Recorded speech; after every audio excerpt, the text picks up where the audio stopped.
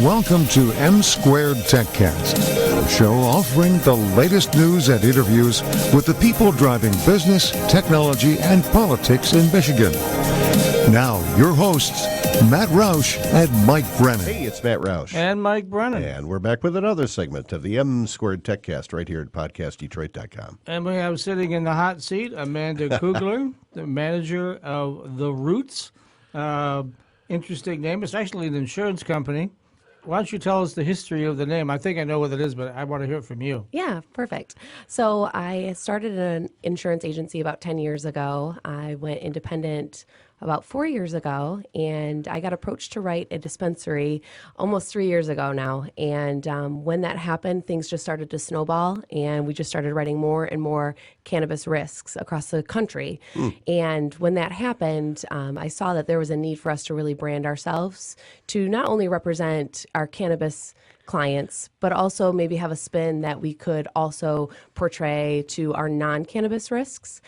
So we came up with the Roots to really target that cannabis demographic, but then also to show that there's a foundation when building your insurance portfolio. Okay. So how much of your portfolio is cannabis related? We're probably getting close to 75%. Wow. Yeah, the book of business is really, really growing on the cannabis side. Okay. And were you one of the first insurance agencies to insure cannabis businesses? I would say here in Michigan, definitely. In Colorado, there were some agencies that had been established. Oregon, California, Yep. yeah. But definitely here in Michigan, we were one of the founding agencies, I think, to really jump in and get our feet wet in the cannabis space. So tell us a little bit about your background. How did you happen to wind up in insurance and, Well, like most insurance people, I didn't want to go into insurance. And do your family run away from you when you come towards them? Basically. Yeah. They might still be running. Oh my God, that's there only- he comes. He's trying to sell us a policy. You know, that's only life insurance. Oh, yeah. That's true.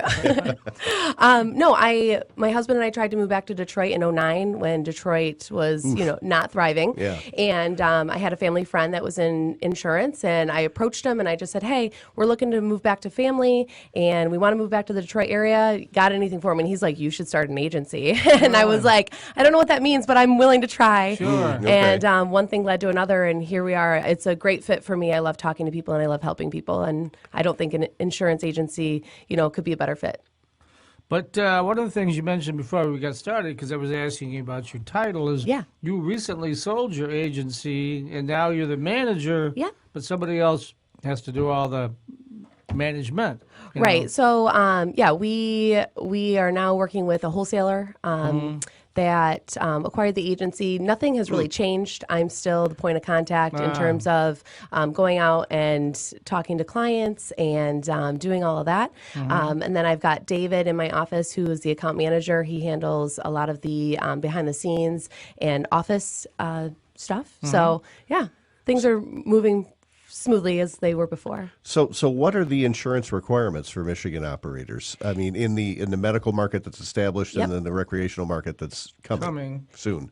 So in the medical market, it's pretty much the same medical and recreational. So what's required of the licensees is general liability coverage and product liability coverage. Every licensed facility here in Michigan has to have those two items, and you have to prove to the state during your second phase of licensing that you have those. The transporters are also required to carry commercial auto insurance, and we have to generate a form given to the state police to prove that they have their commercial auto insurance in place. Additionally, like every other business here in Michigan that has employees, they are required to purchase workers' compensation coverage. So those would be the four insurance requirements that every licensee here in the state is required. And then on top of that, as you guys are aware, municipalities opt in.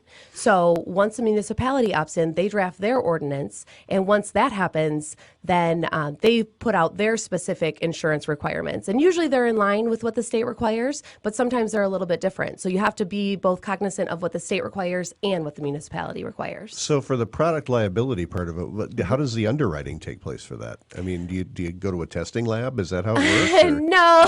Okay. Don't get to underwrite in that way. Yeah. Basically, they look at the products that are manufactured, distributed or sold, and the revenue. And that's what's going to be the driving force in getting that product liability coverage.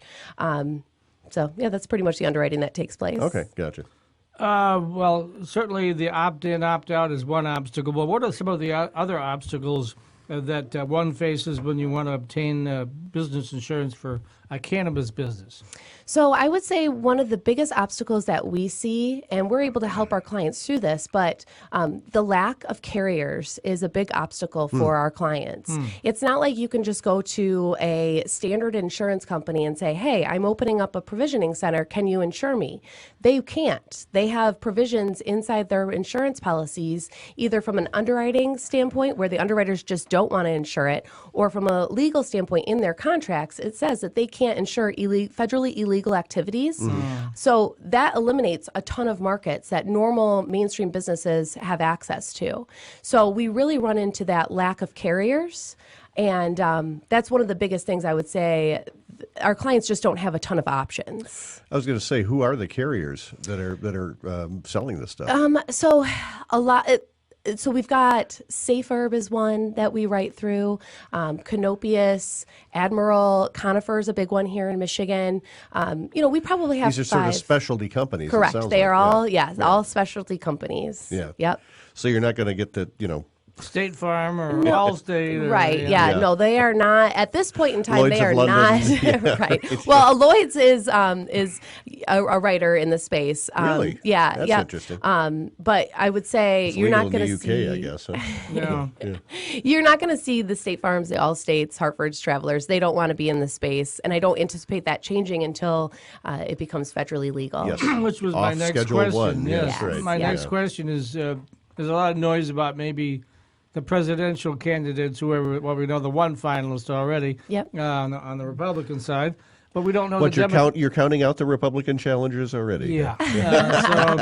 On the Democrat side, who knows? Yeah. But the noise we're hearing is that may be a big thing they're going to offer to try to attract young people to the polls, vote for them because they're supporting the whole idea of federal legalization. Yep. You think that'll happen, or? I hope so. Well, then would that then maybe bring in some of these big companies? It would, yes. I think it would. Obviously, I can't speak on behalf of the big companies, but I would anticipate that with federal legalization, we would see more and more carriers jump into the market. And that's just going to make for a more competitive marketplace and give our clients more options, which is what we're looking for. Mm-hmm. Yep.